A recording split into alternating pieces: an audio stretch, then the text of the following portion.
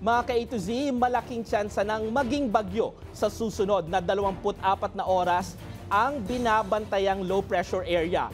Ayon sa Pag-asa, huling namataan ng LPA, may layong 1,060 kilometers sa silangan ng southeastern Luzon. Kumikilos ito pakanluran at tatawagin itong Ramil. Bagamat wala pang kasiguraduhan ang magiging track o dadaanan nito, posible naman na tahakin ito ang Cagayan at Isabela at posible maglandfall Sabado ng gabi o Linggo ng umaga. Gayunpaman, posible rin itong kumilos at daanan ang patungo sa Bicol region sa Sabado, paakyat ng Isabela o Aurora sa Linggo.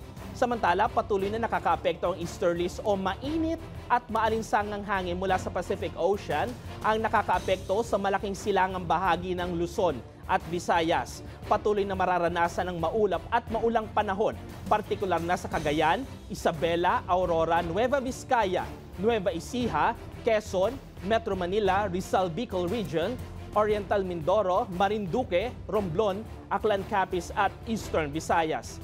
Asahan pa rin ang landslide, flash flood, kaya naman po, ingat.